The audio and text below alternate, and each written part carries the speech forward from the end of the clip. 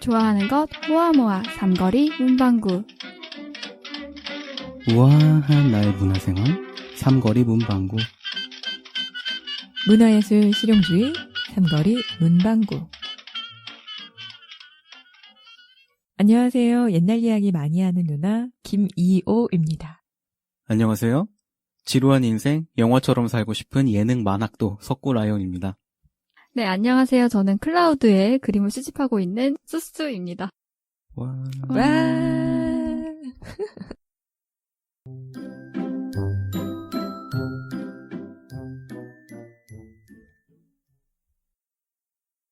안녕하세요. 안녕하십니까. 삼거리 문방구가 문을 열었습니다. 그 옆 삼거리 분식집 누나, 저는 김이호입니다. 와. 삼거리 문방구를 지키는 사자 석구라이온입니다. 오, 지키는 사자도 있고요. 강아지잖아요. 사자인데요. 저는 섬에서 삼거리 아. 초등학교로 전학 온 수수입니다. 어디서 전화 갔어요? 모두가 여행하고 싶은 제주도에서 왔습니다. 우왕우왕우왕. 그래요. 삼거리 문방구 앞에 우리는 모였습니다. 개미와 배짱이 기억나시죠? 추억 속 동화를 먼저 패러디해봤어요. 개미와 배짱이가 살았습니다. 개미는 열심히 일을 했고 배짱이도 바이올린을 내려놓고 열심히 일을 했대요. 그렇게 일만 하다가 죽었다고 해요. 네? 끝인가요? 예, 제가 좀 만든 수제 동화예요. 이게 1960년대에서 80년대 우리나라 이야기라고 할 수 있어요. 먹고 살기 어려운 시대였으니까 꿈을 대부분 접어야만 했어요. 그래도 너무 잔인한 거 아니냐는 분들을 위해서 다시. 개미와 배짱이가 살았습니다. 개미는 열심히 일을 했고 배짱이도 아르바이트를 하면서 짬짬이 바이올린을 켰대요. 그의 바이올린 연주가 아름답다고 말하는 이들이 늘어났지만 그들은 배짱이에게 재능을 기부하라고 했어요. 배짱이는 그렇게 알바만 하다가 죽었다고 해요. 네? 이게 1990년대부터 지금의 이야기인데요. 개미와 배짱이는 성실하라는 교훈을 주는 좋은 동화지만 예술하면 굶어 죽는다라고 읽히기도 해요. 저는 여기에 반기를 들고 비틀어보고 싶었습니다.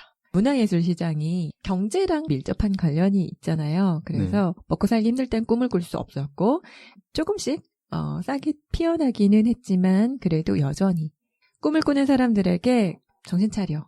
먹고 살기 힘들어 라는 말이 많이 들리는 그런 요즘입니다. 예, 그렇죠. 예술이랑 민주주의는 경제 발전이 전제되어야 가능한 거라서. 두 분은 재능 기부에 대해서 어떻게 생각하세요? 착취라고 생각합니다. 좌의면 기부고 타의면 착취죠. 오, 명쾌한 정리. 여유가 있어서 하는 거면 상관없지만 네. 그런 걸 요구하는 문화는 좀 그쵸. 문제가 있다. 문화예술 종사자들이 프로로 거듭나기 이전에 재능 기부에 권유를 많이 받게 되죠. 이름을 알리기 위해서 필요를 느끼기도 하고. 무급 인턴이랑 비슷하게 생각하면 되겠죠. 정답. 그럼요. 맞아요. 네. 다른 분야보다 좀 기간이 더 긴 거죠. 아, 그러게요. 제가 이야기하고 싶었던 건 네. 취미, 문화, 예술 시장에 대해서 오늘 이야기를 나눠보기 전에 지금까지 문화예술 시장은 어땠나를 이야기로 풀어봤어요.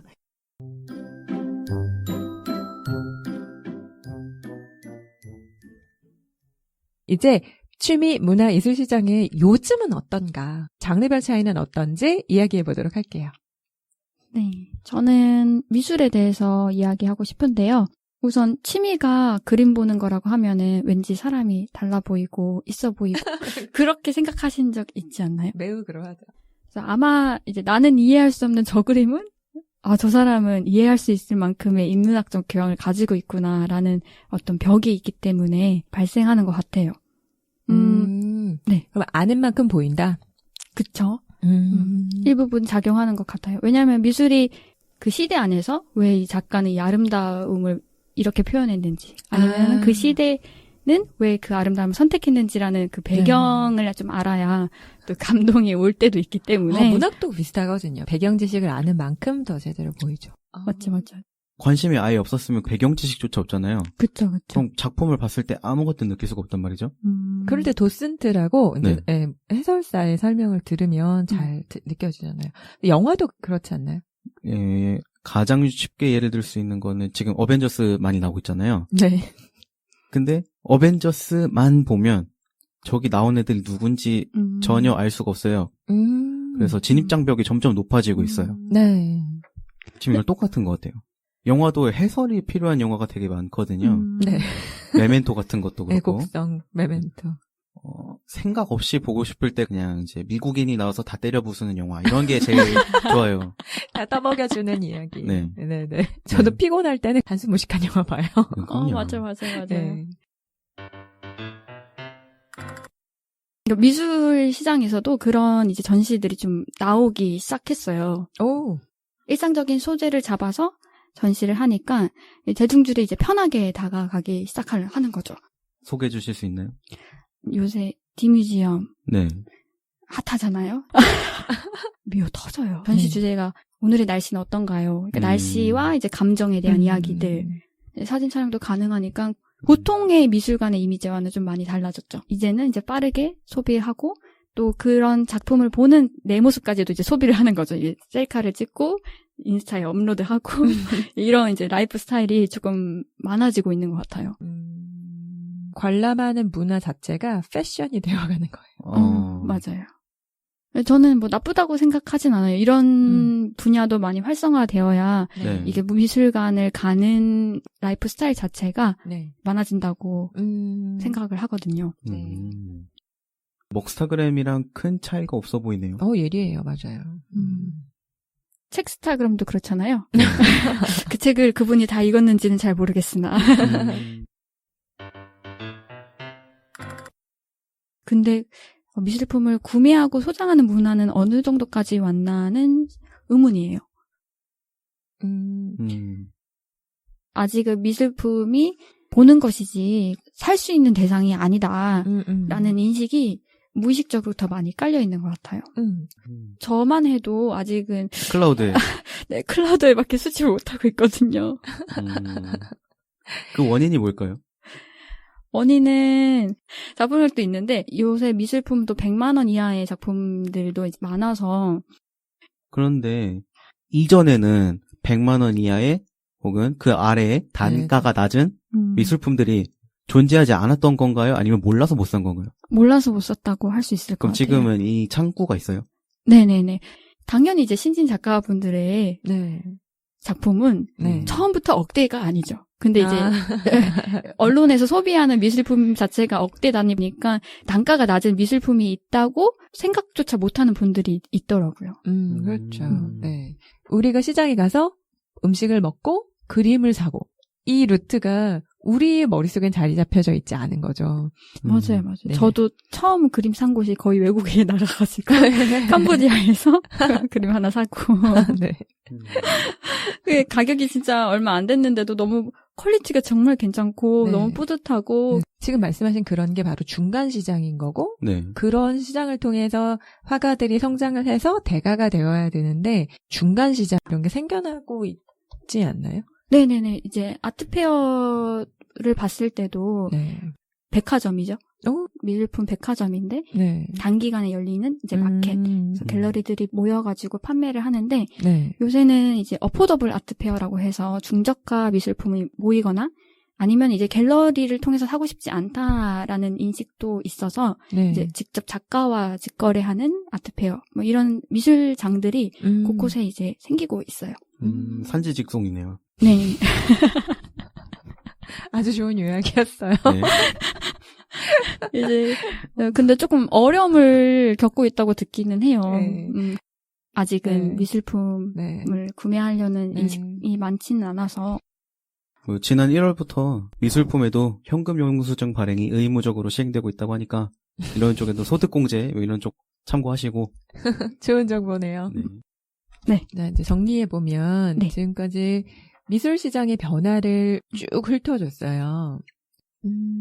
그림이 어찌 보면 사치라고 여겨졌던 시대에서 이제는 참여할 수 있는 문화 놀이로 자리를 잡아가고 있고 중간 시장이 생겨났으면 좋겠다. 그리고 어쩌면 조금씩 생겨나고 있는지도 모르겠다. 이렇게 인상을 요약할 수 있겠네요. 우리가 더 잘 만나는 그런 미래를 그려봅니다. 삼거리 문방구가 조금이나마 도움이 되면 좋겠네요.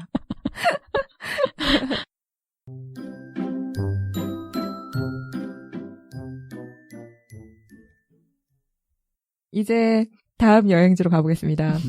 석구 씨가 애정을 가지고 있는 분야에 대해서 네. 좀 안내해 주세요.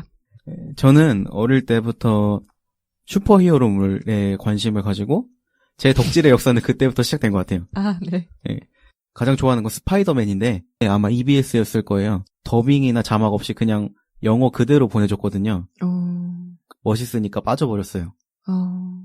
근데 이해를 해야 되잖아요. 좋아하니까. 네. 그래서 영어 공부를 시작했고 와. 팩 꽂아서 하는 게임기 있죠. 보통 엄마들은 게임하는 거 싫어하잖아요. 그렇죠. 저는 좀 머리를 쓴 게 테트리스를 엄마랑 같이 했어요.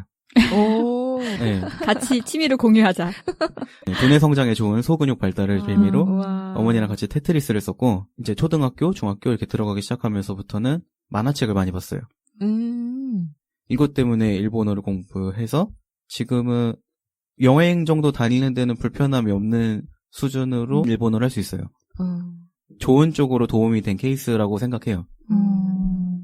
예, 요즘은 영화를 많이 보고 있어요. 제가 관심 있는 분야는 영화, 슈퍼히어로물, 만화, 게임이랑 네. 덕후 포지션을 맡고 있고요. 여기서는. 네. 요즘 마블 히어로가 엄청 많이 나오잖아요. 네. 어벤져스라고 하면 그 분야의 뭐 전문가, 해결사 뭐 이런 이미지를 가질 정도로 네. 이게 인지도가 높아져서 저는 되게 행복합니다. 제가 처음에 슈퍼히어로물에 관심을 가졌을 때는 이 덕질이 그리고 문화 공유가 되게 음성적으로 이루어졌거든요. 인터넷이 없으면 불가능했어요. 번역되어 나오는 거는 상상도 못했고 영화라는 매체 자체가 사람들이 이제 좋아하게 되고 인기를 끌었으니까 덩달아서 슈퍼히어로물 만화책이나 애니메이션이나 특히 피규어 같은 거 2차, 3차 시장이 성장하죠. 네. 네. 재생산되고요. 네. 그렇죠. 이런 상품들이 출시가 많이 되고 그래서 저는 되게 행복하고요. 번역되어서 정식으로 출판돼서 나오고 그 문화를 알아야 이해할 수 있는 것들은 뭐 주석으로 달리고 네. 도움을 많이 받을 수 있어서 정말 좋습니다. 아, 훈훈하네요. 네. 관심 있는 분야에 사람들이 모이고 그래서 풍성해지면 네. 나도 누리게 된다. 이거 되게 착한 마인드 같아요. 저는 싫었거든요. 전 못 돼가지고. 욕심쟁이. 나 잘났다 마인드인데 내가 좋아하는 건 남도 좋아하게 돼 있어요. 좋은 건 어디 있어도 빛이 나요. 네, 그리고 영화 이야기도 좀 하고 싶은데 네. 최근 몇 년 동안 리메이크작들이 엄청 많이 나왔어요. 음. 독전이나 완벽한 타인 같이 이렇게 흥행한 것들도 그렇고 네. 저는 이게 약간 문제라고 보는 게 새로운 이야기가 탄생하지 못하고 있다는 증거거든요. 작가들이 제대로 대접을 받지 못하고 있어서 돈이 되는 웹소설 혹은 게임 그리고 지금 대세인 웹툰 네. 이쪽으로 많이 가서가 아닌가라고 생각을 해봤어요. 네. 문학 시장이랑도 맞물리는 얘기네요. 네. 네. 그리고 방송도 네. 다 어디서 본 것 같은 네. 프로그램들이 많이 나오는데 작가들이 점점 떠나고 있어서가 네. 아닐까라고 생각을 해봤습니다. 좋아요. 네. 좋아하는 덕후 시장은 커졌는데 네. 안타깝게도 그 나머지 관심의 하나인 영화라든가 예능, 방송 쪽 분야에서는 뭔가 슬픈 기운이 감지되고 있네요. 예. 네. 그리고 아까 슈퍼히어로물 영화 말씀드렸는데 네. 그 스토리들이 흥미진진한 것도 결국 몇십 년 동안 만화책이 출판되면서 축적된 이야기들을 활용할 수 있었기 때문에 영화가 재밌게 만들어진 거거든요. 아, 예, 좋은 얘기예요. 예. 네, 그래서 콘텐츠의 힘이 축적되고 쌓여야 되는데 작가들이 떠나면은 산업의 미래가 없다라고 저는 말씀드리고 싶습니다. 그렇죠. 만화 시장도 저는 그렇게 몰락했다고 들었거든요. 예. 예. 그래서 방송이랑 영화가 얘기가 나왔으리 말인데 네. 넷플릭스 요즘 많이 보시잖아요. 네. 전 뜨고 있다고만 들었어요. 구독자입니다, 저는. 지금 지상파의 위치를 넷플릭스 같은 플랫폼이 먹을 수도 있어요. 그럴 것 같아요. 예, 그래서 외국에서는 케이블 방송을 해지하고 아예 그냥 TV에 넷플릭스만 달아놓는 사람들도 많대요. 지상파는 사라지고. 네. 그래서 지금은 그냥 넷플릭스 틀고 그냥 그 프로그램의 회차를 틀면 광고고 시간을 놓쳐서 놓친 부분이나 이런 거 전혀 상관없이 볼 수 있다는 거죠. 훨씬 더 이용하는 입장에서는 편하겠네요. 오프닝 건너뛰기 기능이 있어요. 1화 보고 2화 볼 때 그냥 바로 연결돼서 볼 수 있어요. 비디오 대여점이 그렇게 흥했었는데 어느 날 갑자기 다 사라졌단 말이죠. 만화방도 마찬가지고 자연스럽게 우리 집 안방에서 영화들을 볼 수 있게 됐다. 그때 정말 쇼킹했거든요. 근데 그런 변화가 또다시 일어나고 있다는 말씀이신 거죠? 그렇죠. 넷플릭스도 사실 DVD 대여업으로 시작을 했거든요. 시장의 변화를 엄청 잘 읽은 거죠. 네. 이런 변화에 어떤 점이 좋고 또 어떤 점이 나쁠까 궁금해지는데. 제가 생각하기에 좋은 점은 네. 일단 콘텐츠의 폭이 엄청나게 넓어진다는 거고요. 봉준호 감독이 만든 옥자 영화 기억하시나요? 네네. 이것도 넷플릭스에서 만들었어요. 그래서 원래 극장가에 잘 안 걸렸는데 이 영화가 지금 우리나라 3대 메이저 극장가에서 상영을 거부했었거든요. 넷플릭스의 거대한 성장세를 네. 기존의 플랫폼들이 네. 두려워하고 있다. 맞아요. 그쵸. 네. 예전에 CJ 성장할 때 저는 사실 예견했거든요. 설탕만 팔던 회사가 문화 쪽에 손을 딱 대기 시작했을 때 엄청나게 크겠구나. 왜냐면 그때 시대가 점점 이제 먹고 살만해지면 할수록 사람들이 놀고 싶어 할 테니까. 근데 앞으로도 더 네. 사람들은 놀고 싶어 할 거예요. 문화예술 시장은 저는 더 커질 수밖에 없다라고 생각하거든요. 네, 그리고 넷플릭스와 더불어서 유튜브 혹은 인터넷 방송 같은 1인 미디어도 엄청나게 많이 늘어나고 있잖아요. 네. 그래서 콘텐츠 포화 세상이 될 텐데. 네, 넘쳐나죠. 그쵸. 그러면 기성세대 플랫폼들이 네. 지금의 지위와 영향력을 잃게 될 거라고 생각해요. 그런데 아까 말씀드린 새로운 네. 아이디어를 내놓는 사람들이 유출된다면, 빠져나간다면, 네, 방송이나 영화계나 한 번은 엄청난 대격변을 겪게 되지 않을까. 네. 좋은 얘기 감사합니다.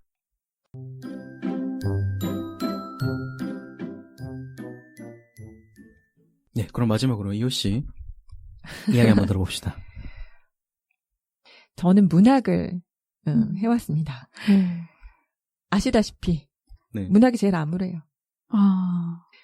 아무래도 사람들이 이 시장에 대해서 관심을 가지려면 몇몇 스타들이 필요하잖아요. 네. 근데 그 스타들이 또 표절 시비 이후에 신뢰를 잃어버렸고 그리고 새로운 작품들이 나오기엔 시장이 너무 굳어져 있어요. 아까 말씀드렸던 미술에서 나왔던 그런 중간 시장, 새롭게 도전하고 만날 수 있는 창구 이런 게 문학에서 거의 없다시피 해요.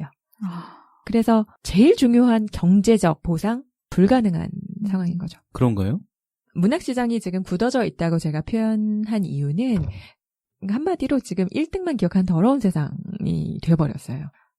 여러분들은 신춘문예 혹은 각종 문학상에서 떨어진 작품들 궁금하지 않으세요?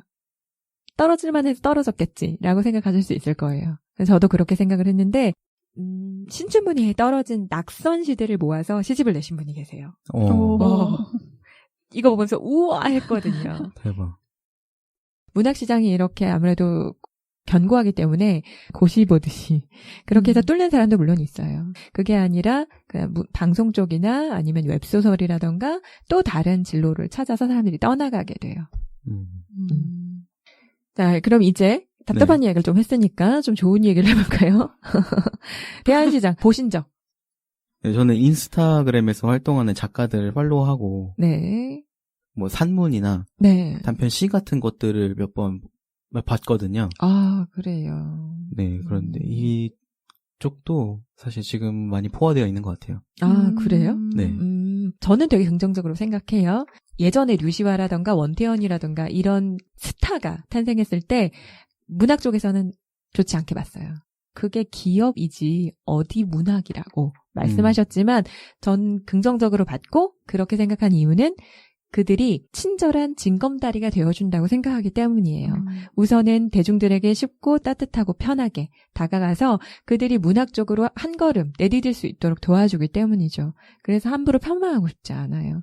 네. 근데 인스타가 지금 그런 기능을 하고 있다고 말씀해 주신 거죠? 예. 저는 어떤 것들을 살펴봤냐면 요즘 어플리케이션이 나와서 글그램이라던가 세 줄 읽기 편하게 자신의 이야기를 꺼내고 사람들과 소통하고 이렇게 해서 연습을 하는 사람들을 찾아볼 수 있게 됐어요. 그래서 굉장히 긍정적으로 생각하고 자, 이게 듣고 계실지 모르겠지만 저 나중에 세 줄 읽기나 글그램이랑 제휴하고 싶습니다. 친구 맺을 거예요. 세 줄 읽기, 네, 글그램. 네, 그 삼거리 문방구를 통해서 확성기로 더 들려드리고 싶어요. 네, 이런 반짝이는 친구들이 있다. 초심자들에게 힘이 되어주고 여러분에게도 신선함을 빵빵 충전해드리고 싶네요. 저도 덧붙이면은 작가분들이 SNS 활동하는 건 저는 긍정적으로 생각하거든요. 그러니까 안정적으로 팬덤을 형성을 하고 네, 연습이 되지 않을까. 그렇게 글을 올리시다가 팬덤이 형성이 돼서 클라우드 펀딩이나 뭐 이런 창구를 통해서 출판을 하게 되는 경우 바람직하고 이상적인 네. 방식이죠. 네, 글을 쓴다는 건 결국 네. 지켜봐줄 사람을 모으는 일이거든요. 그렇죠. 그럴 수 있는 놀이터가 필요한 거고 아니면 자비 출판이 되는 거죠. 내 돈으로 내서 내가 가슴에 품고 자고. 그 시장의 신뢰가 사라지는 부분을 얘기해야 될 것 같아요. 작가들한테 제대로 정산이 돌아오지 않는 것. 그래서 출판사하고 자꾸만 이제 문제가 생기고 뭐 소송으로 가고 이런 것들을 정말 비일비재하게 너무 많이 듣거든요. 네. 그 또 들여다보면 그 출판사들은 또 갑질을 당해요. 출판사들이 제대로 또 정산을 받지 못하고 그럼 또 서점이 나빴냐? 서점들은 또 할 얘기가 있는 거예요. 뭐 도서 정가제가 어떻고 뭐 또 돈이 돌지 않는다. 요즘 책이 팔리지 않는다. 요즘 불황이다. 이런 말을 하면서 경제 대공황이 생각나는데요. 미술시장도 비슷한 것 같아요. 아, 그래요? 그러니까 갤러리들이 네, 이제 갤러리. 화가들한테. 그쵸. 그 이제 수익 분배율은 갤러리마다 좀 다른데, 갤러리 분들도 이제 잘 안 팔리니까 너무 그 가격을 엄청 낮추는 거죠. 가격 낮추다 보니까 정당한 금액이 이제 작가분들한테 안 가게 되고, 네. 네. 아니면 이제 팔려야만 팔리면 주는. 아, 이거 비슷해요. 출판계도. 그렇죠. 네, 선인세라고 하는데 그게 사라져가고 있는 문화예요. 개인적으로 궁금한데 수익 분배율이 어느 정도 돼요? 그 출판사랑 작가랑. 10 중에서 네. 작가가 1을 받습니다. 놀라운 일인가요? 그 일이 네. 제대로 정산이 되면 참 좋을 텐데 그것도 안 되니까 문제가 되는 거예요. 미술은 그래도 이제 5대5 또 이제 못하는 것도 많다고 하지만 통상적으로 5대5로 생각하고 있거든요. 네, 그래서 독립출판 시장이 생긴 건데 근데 독립출판 시장이 제대로 꽃이 펴야 되는데 그쪽에도 또 이야기들이 꾸러미 많죠. 네. 문학 쪽은 특히 시는 좀 심각하고요. 원인은 여러 가지긴 하지만 그중에서도 이제 출판 시장에는 특히 분배 문제가 많다는 점을 말씀드렸어요. 좋은 인력들이 돈이 되는 작사나 영화나 방송 쪽으로 많이 빠져나가고 있다. 다 어디로 가는 걸까요? 돈 벌러 가는 것 같아요. 배짱이가 개미를 변신하는 거죠. 그래도 취미 분야에서는 타링이나 솜씨당 뭐 이렇게 중개를 해주는 그런 좋은 신호들도 보이고 있고요. 그분들의 미래를 기대해 봅니다.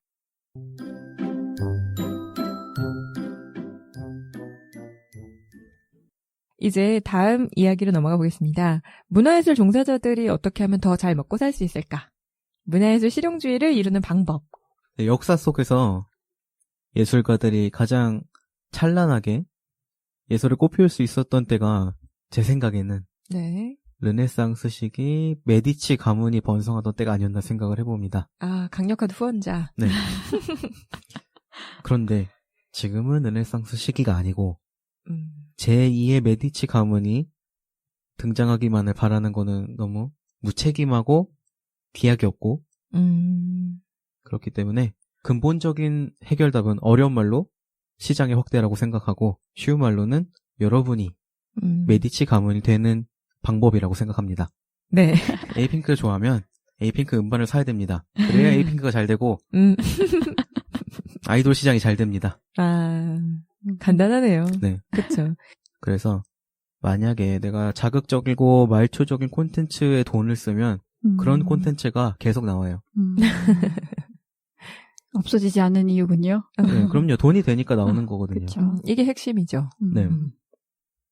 고인 콘텐츠가 계속 나오는 것 같다.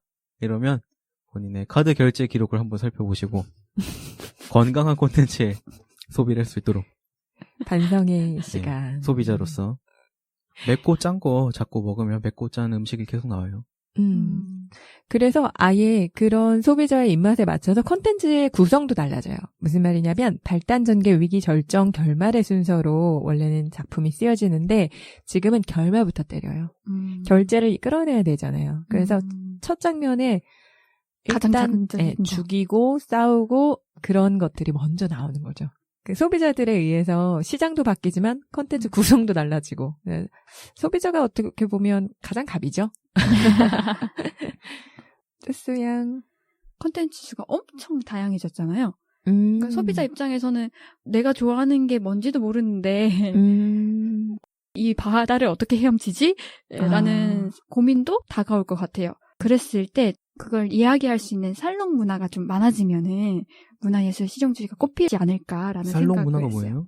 이 살롱 문화가 18세기 유럽에서 나타났던 문화인데 뭐 계층, 계급 뭐 이런 거 상관없이 지식인들이 모여가지고 이야기했던 문화라고 해요. 그래서 네. 그 유명한 피카소도 네. 다양한 분야의 예술가와 교류를 하면서 작품에 대해서 열띤 토론을 벌였다고 합니다. 그 토론의 장소가 네. 소설가이자 시인이자 미술품 수집가였던 스타인의 네. 집에서 대화들이 나눠졌고 서로서로 영감을 받고 작품 활동을 하고 서로서로 구매도 하고 이런 장이 열렸다고 합니다. 그 살롱에 더하여서 소비자들의 살롱이 전 더 많이 생겼으면 좋겠어요. 예전에 홍대에도 뭐 그런 것들이 있었다고 몇몇 알고 있는데 퍼져나갈 거라고 기대를 좀 해봐요. 맞아요.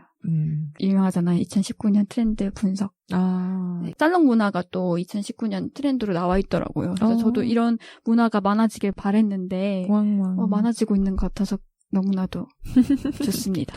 좋네요.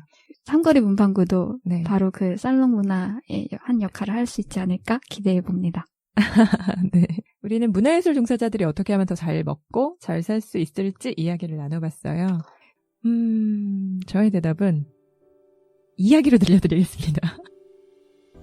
프레드릭이라는 동화입니다. 옛날에 생쥐들이 살았습니다. 그들은 부지런히 일을 했어요. 하지만 프레드릭은 가만히 눈을 감고 있었죠. 생쥐들이 물었어요. 프레드릭, 뭐하니? 햇살을 모으고 있어. 프레드릭, 뭐하니? 바람의 이야기를 듣고 있어. 시간이 흘러 겨울이 되었고 생쥐들이 모은 곡식도 다 떨어졌어요. 생쥐들은 추위와 배고픔에 힘겨웠죠. 그때 누군가 프레드릭에게 물었습니다. 네가 모은 이야기는 어떻게 됐니? 좀 들려줄래? 프레드릭은 바위 위에 올라가 생쥐들에게 그동안 모은 이야기를 들려줍니다. 바람과 햇살, 색깔들. 생쥐들은 따뜻해졌고 환해졌어요. 이때 한 친구가 이야기를 해요. 프레드릭, 넌 시인이야. 프레드릭이 대답해요. 나도 알아. 귀여워. 귀염 맞죠? 나도 알아. 반전. 죄송해요. 난 너무 좋아, 이 얘기. 그러니까 개미야 배짱이가 주는 교훈이 몹시 불편했던 저는 이 이야기를 듣고 뭔가 진짜 새로운 세상을 만난 기분이었어요. 네. 이 방향으로 가면 되겠다. 라는 명쾌한 해답이 되어준 것 같아요.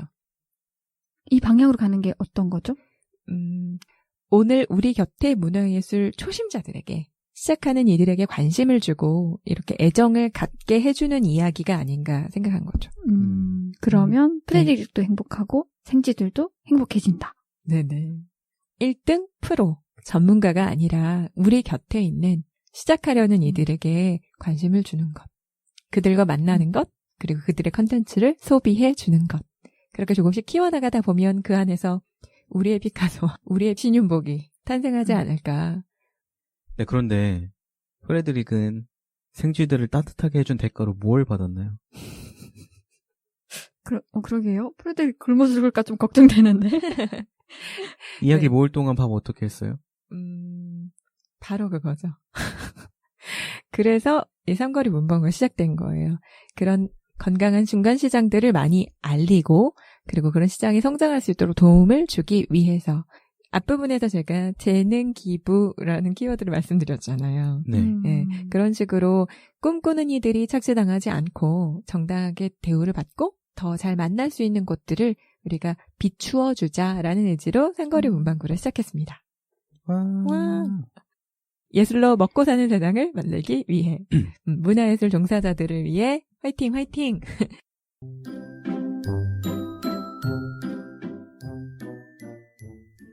자, 그럼 이제 삼거리 문방구를 함께 시작한 이유는 들었는데 각자가 여기 모인 이유는 또 다를 것 같아요. 삼거리 문방구로 시작한 개인적인 이유를 한번 들어보도록 하겠습니다. 먼저 수수양. 네, 저 아까 대안으로 살롱 문화 가지고 왔었는데요. 저는 삼거리 문방구에서 저만의 살롱을 만들고 싶습니다.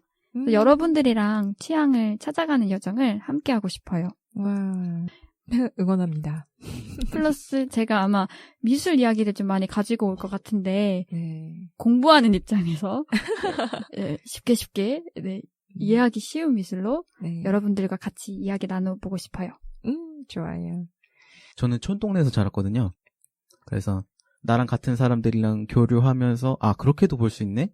아 이런 작품도 있었네? 할 기회가 되게 없었어요. 네네.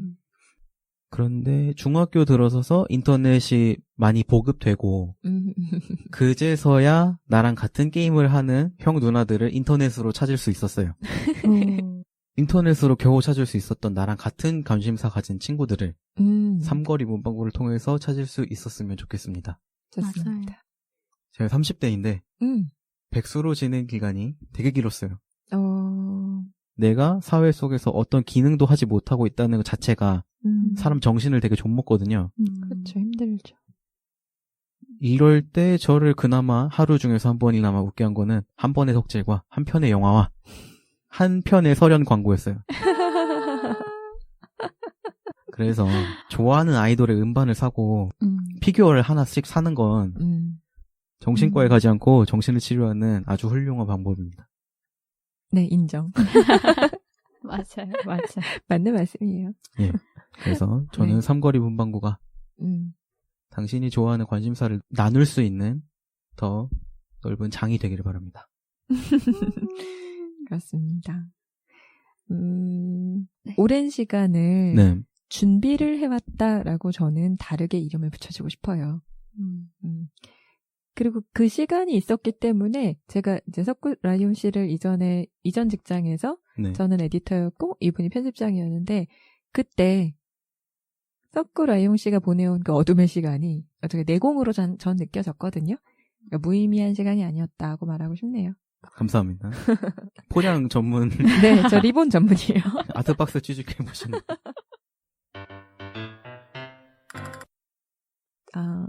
제가 문학 동네에서 조금 지쳤을 때 이제 그림 동네로 이사를 갔어요. 해화동에서 일러스트를 배우던 시절에 제 또래의 학생이 있었어요. 둘 다 그림 만학도죠. 그는 그림을 잘 그렸어요. 정확히는 맹렬히 그렸다고 표현하는 게 더 좋을 것 같아요. 자세히는 모르지만 맨 땅에서 알바를 하면서 그림을 그리자니 수강료에 비싼 학우, 생활비 아마도 마음이 급했을 거예요. 눈이 밝은 그 친구가 저한테 넌 자유로운 영혼이라 넌 회화를 할 사람이다. 일러스트는 낫지 않는다. 이렇게 놀리기도 했고요. 저는 그 사람한테 정말 정밀하다. 그런데 기계랑 싸워서 뭐하냐 이렇게 답례를 하고 우리는 서로의 고민을 이렇게 알고 있었고 또 서로의 작업을 또 깊이 들여다봐주고 조언을 해주기도 했어요. 지금 생각하면 고마운 길동무였다고 기억해요. 조금 가까워졌다고 생각했을 무렵에 제가 그 친구에게 조금 천천히 가는 게 어떠냐고 오지랖 넓게 이야기를 꺼냈어요. 그 친구는 화를 냈어요. 미안하고 너무 아팠습니다. 그 사람이 그림을 좋아하는 만큼 그 친구가 절박한 만큼 제가 아니라 자신에게 화를 내는 걸 보면서 두고두고 저는 후회를 했어요. 하지만 제가 그때 그렇게 말했던 건 저 역시 한때 글을 쓰겠다고 속도를 내다가 온몸이 으스러지는 경험을 했기 때문이었어요. 그때 제가 하고 싶었던 말은 이거였던 것 같아요. 그렇게 안 먹고 못 버틴다고. 제발 너를 돌보라고. 제발 부디 지치지 말고 버티면 좋겠다고. 같이 그림을 그리고 싶다고. 그 친구가 화실을 떠나던 날을 기억해요. 저한테 건네준 엽서에는 여길 떠나지만 꿈을 포기하는 건 아니라고 적혀 있었어요. 나중에 먼 소식으로 어찌 산다 이런 이야기가 들려올 때 저는 속으로도 아파서 묻지 못했어요. 꿈은요? 꿈은 그렇게 속도를 내다가 넘어진 이들은 되게 너무 아파서 이 길을 다시 쳐다보지도 않는 걸 많이 봤습니다. 이런 식으로 가장 좋아하는 놀이를 잃은 그늘진 어른들이 꿈꾸는 이들에게 현실을 이야기하면서 화를 내는 모습을 말이죠. 부러진 마음들을 생각해요. 속도보다 방향이니 꾸준히만 갖고 갔으면 좋겠어요. 꿈만큼이나 당신도 소중하니까. 이게 제가 삼거리 문방구를 시작한 이유입니다. 요약해주세요. 요약하자면 꿈을 꾸는 사람들이 전력 질주하다가 넘어지지 않도록 천천히 차근차근 좋아하는 사람들을 만나서 성장해 갈 수 있도록 우리가 곁에서 좋은 만남의 기회를, 좋은 정보들을 제공해주고 싶었던 거예요.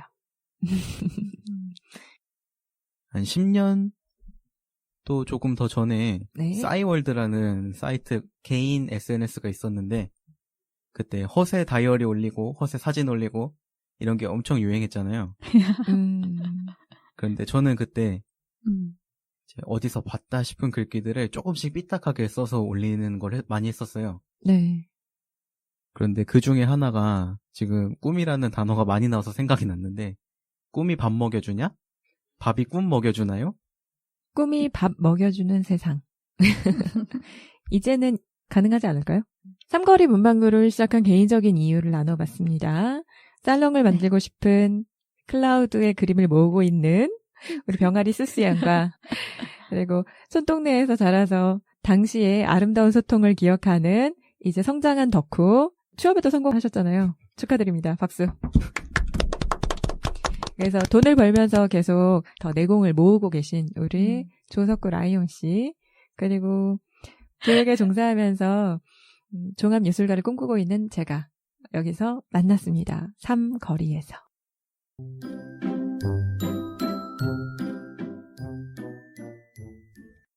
우리에 대해서 조금 더 얘기를 해볼게요. 나의 예라벨. 예술, 라이프 밸런스는 난 어떻게 문화예술의 정원을 가꾸어 왔는가? 저는 저 역시 막막했죠. 그래서 모든 걸 그만두고 그래 한번 승부수를 띄워보자라고 한 1년간 콕 박혀서 글을 써본 게 한 2번 정도 시도를 했어요. 라면만 먹다가 죽다 살아났어요. 그렇게 해서 성공할 수 있는 분도 분명 있을 거예요. 하지만 저는 그 속도가 맞지 않았고 그래서 방황하던 시기에 제 앞에 나타난 분이 있습니다. 김기택 시인이에요.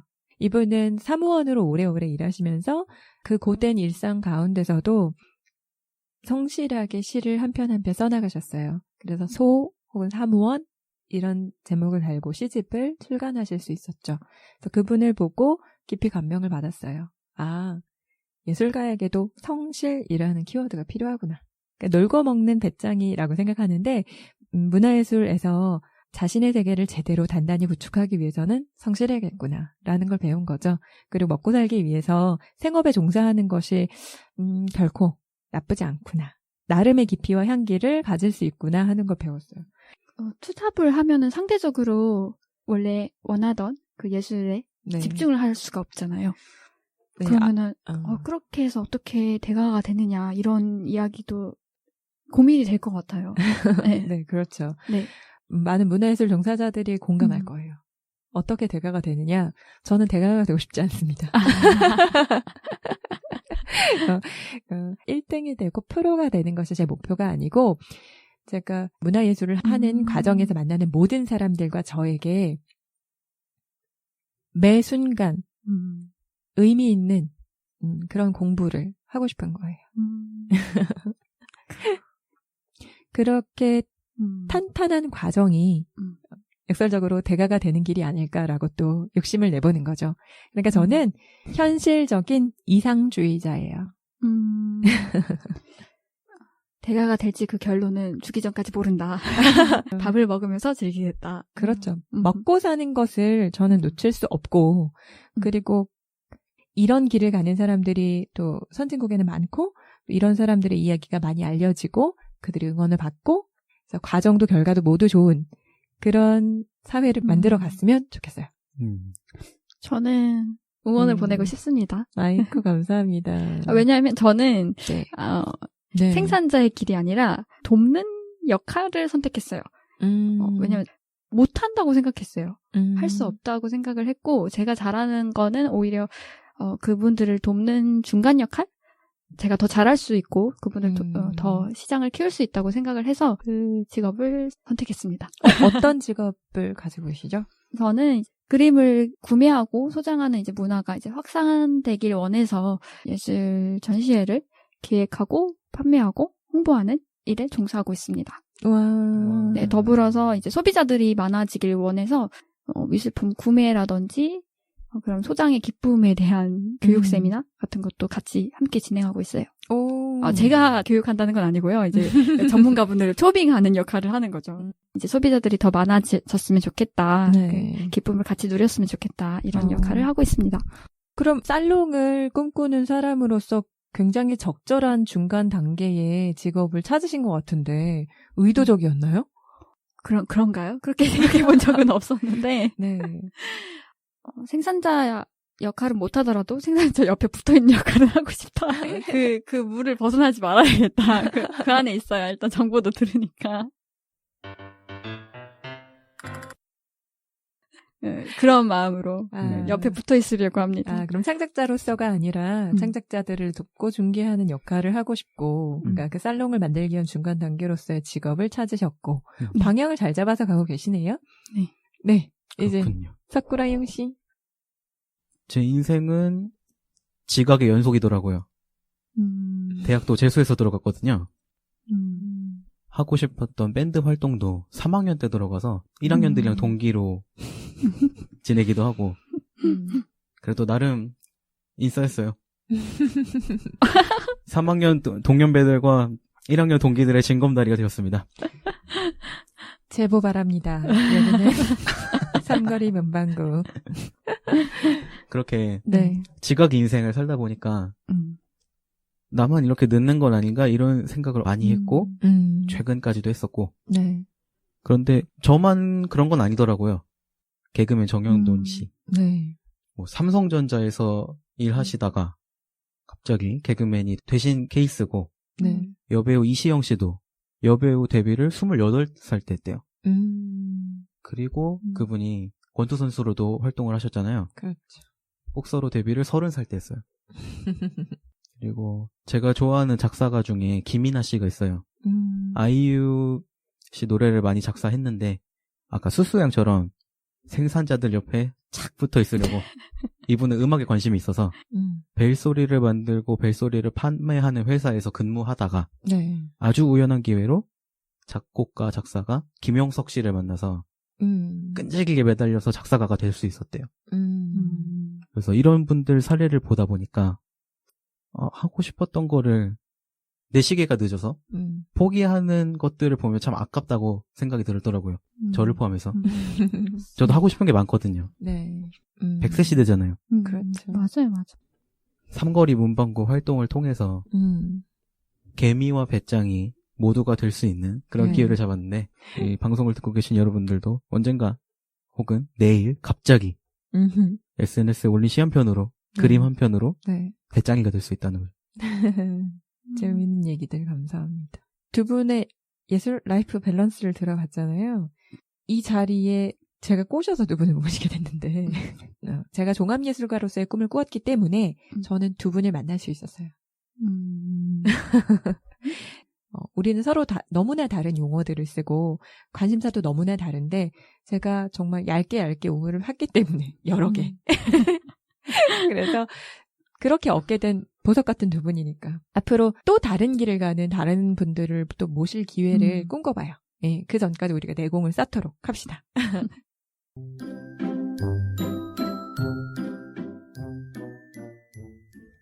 이제 마지막으로 우리는 삼거리 문방구에서 좋아하는 분야에 대한 이야기를 나누고 거기서 배운 것들을 세상에 펼쳐나갈 생각이에요.